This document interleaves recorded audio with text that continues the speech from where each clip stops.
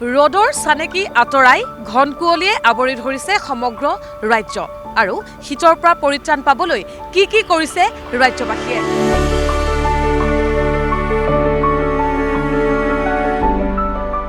পোহৰ জাৰে কপাইছে ৰাজ্যবাসীক কোনোৱে যদি জুইৰ উত্তাপত শীত উদযাপন কৰিছে আন একাংশই গৰম চাহৰ জুতিলৈ উদযাপন কৰিছে পুহ মাহৰ হাড় কপোৱা জাৰ ঠাণ্ডা মানে এতিয়াতো ভাবিব নোৱাৰা ঠাণ্ডা হৈছে আজ এইবাৰ আগতে নাছিলে বহুত বছৰৰ মূৰত ঠাণ্ডা যে আছে আকৌ কৈছে আমাক আৰু আজি 2 দিন ধৰি দেখোন একে ইমান ঠাণ্ডা ওলাবই নোৱাৰি ৰাতি হলে একদম কুঁৱলী বৰফ পৰা দি পৰি থাকে আমি ঠাণ্ডাতে মানে একো কৰিবই পৰা নাই আৰু ৰাজ্যৰ চৌদিশে বৃদ্ধি পাইছে শীত চৌদিশে কুঁৱলীৰ আচ্ছাদন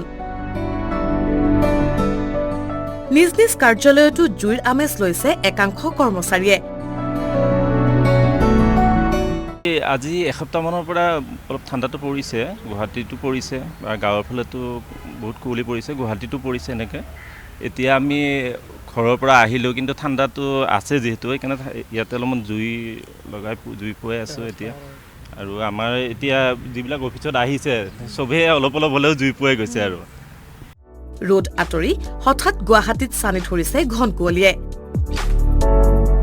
সলনি হৈছে গুৱাহাটীৰ জলবায়ু কমিছে তাপমাত্ৰা চৌদিশে কুঁৱলীময় পৰিৱেশ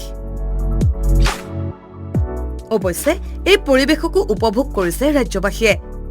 বতৰ বিজ্ঞান কেন্দ্ৰই জনোৱা মতে 31 ডিচেম্বৰত আৰু অধিক বৃদ্ধি পাব ঘন কুঁৱলীৰ আচ্ছাদন